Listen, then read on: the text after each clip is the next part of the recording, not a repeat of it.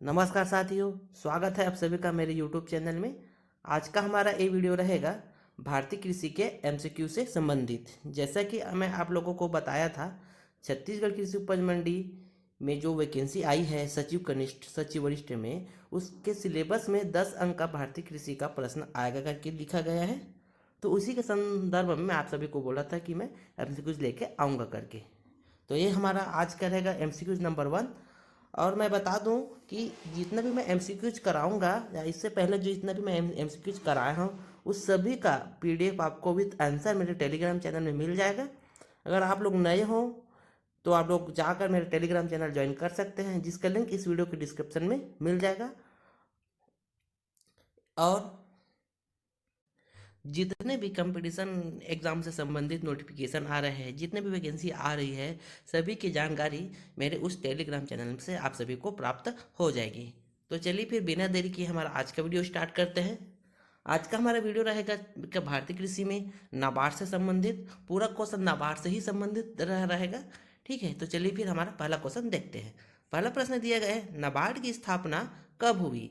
इसके लिए option number A दिया गया है 12 जुलाई 1982, ऑप्शन बी है 22 जुलाई 1982, ऑप्शन सी है 12 जुलाई 1992, ऑप्शन डी है 22 जुलाई 1992। इसका सही आंसर होगा option number A 12 July 1982। Next प्रश्न है, नाबार्ड का मुख्यालय कहाँ स्थापित है? ऑप्शन ए है मुंबई, ऑप्शन बी है कोलकाता, ऑप्शन सी है नई दिल्ली और ऑप्शन डी है इनमें से कोई नहीं। इसका सही आंसर होगा option number A Mumbai. Next question देखते हैं। नेक्स्ट क्वेश्चन है, नाबार्ड की स्थापना किस समिति के सिफारिश पर हुआ था? ऑप्शन नंबर ए है मल्होत्रा समिति, ऑप्शन नंबर बी है शिवरमन समिति, ऑप्शन नंबर सी है यंग हिल्टन समिति और ऑप्शन नंबर डी है इनमें से कोई नहीं। इसका सही आंसर होगा ऑप्शन नंबर बी शिवरमन समिति। जो नाबार्ड की स्थापना हुई थी वो शिवरमन समिति की सिफारिश पर ही किया गया था। ठीक है, अगला प्रश्न है, नाबार्ड का मूल उद्देश्य क्या है? ऑप्शन नंबर ए है ग्रामीण विकास, ऑप्शन बी है गरीबी में कमी, ऑप्शन सी है ए व बी दोनों और ऑप्शन डी है इनमें से कोई नहीं। इसका सही आंसर होगा ऑप्शन नंबर सी ए व बी दोनों। मतलब क्या चीज़? आपका ग्रामीण विकास करना और गरीबी में कमी लाना नाबार्ड का मूल उद्देश्य है। ठीक, अगला प्रश्न है, नाबार्ड किस प्रकार का बैंक है?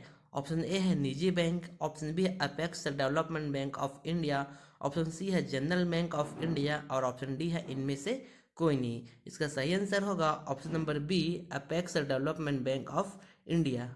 अगला प्रश्न देखते हैं। अगला प्रश्न दिया गया है, नाबार्ड बैंक के पुनर्वित्त किस बैंक द्वारा किया जाता है?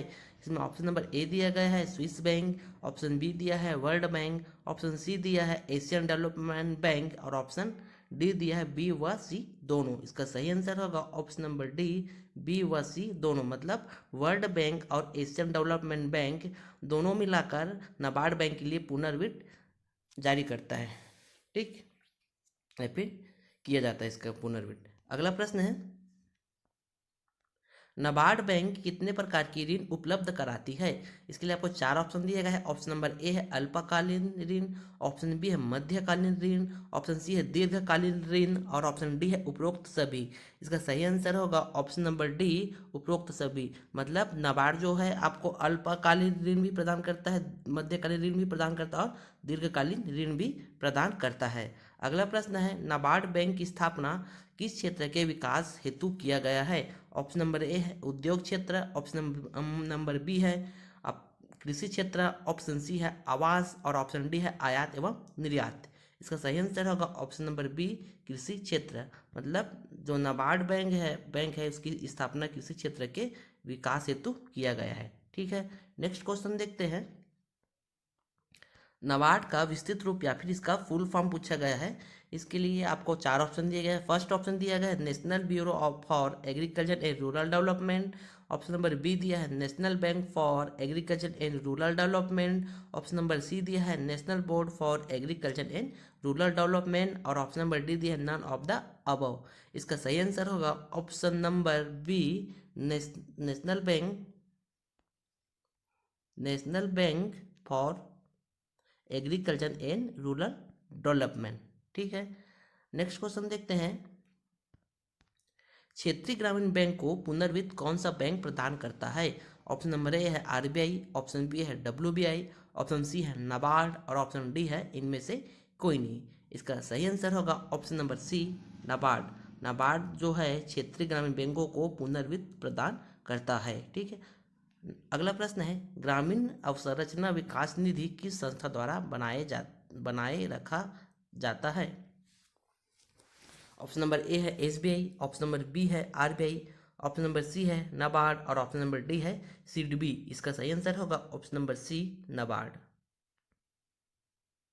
जो ग्रामीण अवसंरचना विकास निधि होती है ना, उसको एक संस्था द्वारा बनाए रखा जाता है ना, तो कौन सी संस्था है? तो कौन सी संस्था है वो? नाबार्ड संस्था कहलाएगी, नाबार्ड संस्था। ठीक, अगला प्रश्न है,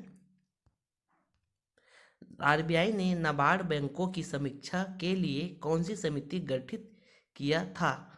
मतलब आरबीआई द्वारा एक समिति का गठन किया गया था जो कि नाबार्ड बैंकों की समीक्षा करता है ना, तो उसी को पूछा गया कि वह समिति कौन है। आपको बताना है कि वह समिति कौन है। इसके लिए आपको 4 ऑप्शन दिया है। ऑप्शन ए दिया गया है सीडबी, ऑप्शन बी दिया गया है एआरडीसी, ऑप्शन नंबर सी दिया गया है ग्राफिक कार्ड और ऑप्शन नंबर डी दिया गया है कोई नहीं।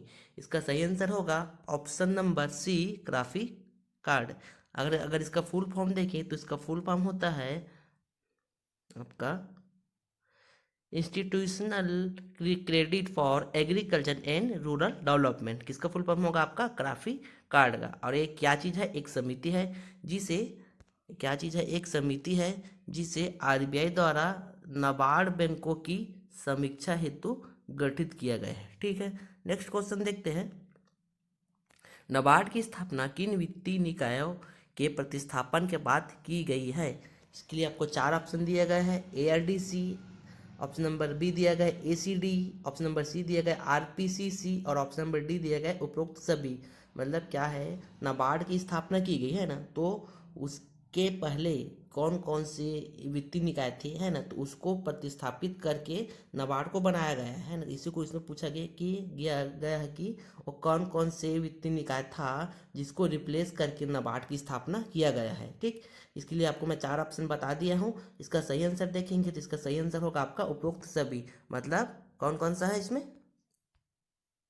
पहला क्या चीज़ दिया है? एआरडीसी, दूसरा दिया है आपका एसीडी, तीसरा दिया है आपका आरपीसीसी।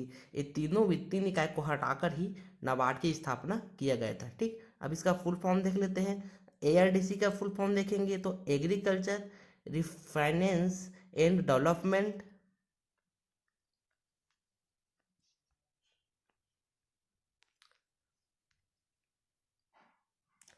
एसीडी का फुल फॉर्म देखेंगे तो एग्रीकल्चरल क्रेडिट डिपार्टमेंट, और आपका अगर आरपीसीसी का फुल फॉर्म देखेंगे तो इसका फुल फॉर्म होगा आपका क्या चीज़? Rural planning and credit cell. ये किसका है? आपका आरपीसीसी का है। एसीडी का देखेंगे तो एग्रीकल्चर क्रेडिट डिपार्टमेंट, और एआरडीसी का देखेंगे तो एग्रीकल्चर रिफाइनेंस एंड डेवलपमेंट। किसका होगा? एआरडीसी का होगा।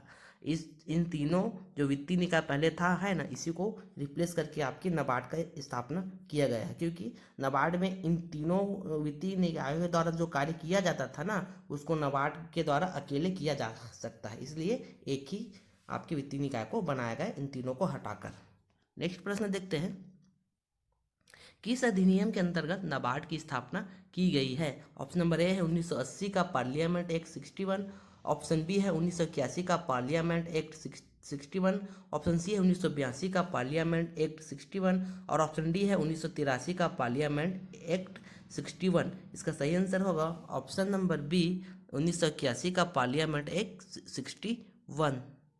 हमेशा याद रखना, अगर किसी का स्थापना हुआ रहता है ना, उसके जस्ट 1 साल का क्या रहता है, अधिनियम रहता है, या फिर उसी साल का, उससे आगे या फिर उसके 2 साल 3 साल पुराना नहीं रहता। जैसे कि आप लोगों को मैं बताया हूँ कि नाबार्ड की स्थापना कब हुई थी? 12 जुलाई 1982 में, है ना। तो 1980 का पार्लियामेंट एक्ट नहीं हो सकता है, और 1983 का भी नहीं हो सकता है किसका? 1981 का और 1982 का। लेकिन मैक्सिमम चांसेस रहता है कि 1 साल पीछे का ही रहता है, क्योंकि अधिनियम बनाने में 1 साल मैक्सिमम लग ही जाता है, इसलिए मैक्सिमम हमेशा आप लोग इसको याद रखना। किसी भी प्रश्न में अगर कोई प्रश्न बन नहीं रहा है ना, तो इसके माध्यम से आप लोग थोड़ा लॉजिक लगा कर बना सकते हो। नाबार्ड की बात नहीं कर रहा हूँ, इसके अलावा अगर और कोई चीज़ आ गया तब के बाद इसको मैं आप लोगों को बता ही दिया हूँ कि इसका कौन सा आएगा आंसर करके। ठीक, अगला प्रश्न है, नाबार्ड बैंक की प्रारंभिक पूंजी कितनी थी? ऑप्शन ए है 500 करोड़, ऑप्शन बी है 100 करोड़, ऑप्शन सी है 200 करोड़ और ऑप्शन डी है 1000 करोड़। इसका सही आंसर होगा option number B, 100 crore. NABARD की जो प्रारंभिक पूंजी या फिर जो कोष थी वो कितने थी आपका? 100 करोड़। नेक्स्ट प्रश्न है, नाबार्ड एक है, ऑप्शन नंबर ए है बैंक, ऑप्शन बी है ब्यूरो, ऑप्शन सी है बोर्ड और ऑप्शन डी है विभाग। इसका सही आंसर होगा option number A, bank. NABARD एक क्या चीज़ है? बैंक है। अगला प्रश्न है, नाबार्ड में भारत सरकार की हिस्सेदारी है? ऑप्शन ए है 49%, ऑप्शन बी है 51%, ऑप्शन सी है 50% और ऑप्शन डी है 100। यहाँ पर एक मिस्टेक हो गया है, इसका सही आंसर आएगा ऑप्शन नंबर डी, लेकिन ये 100 नहीं रहेगा, ये 100 के बजाय आपका आ गया कितना? 99।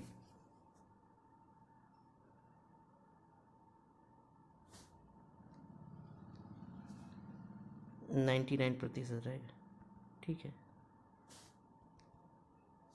99% है किसका? नाबार्ड में भारत सरकार की हिस्सेदारी है आपका 99%। ठीक है, 100 नहीं आएगा। ठीक, अगला प्रश्न देख लेते हैं, नाबार्ड की समीक्षा कौन करता है? ऑप्शन ए है यांग हिल्टन समिति, ऑप्शन बी है मल्होत्रा समिति, ऑप्शन सी है आरबीआई द्वारा गठित समिति और ऑप्शन डी है जीवरत्न समिति। इसका सही आंसर आएगा ऑप्शन नंबर सी, आरबीआई द्वारा गठित समिति। और इसका नाम भी मैं आप लोगों को पिछला वाला प्रश्न में बताया था, क्या था इसका नाम समिति का? Graphic card, graphic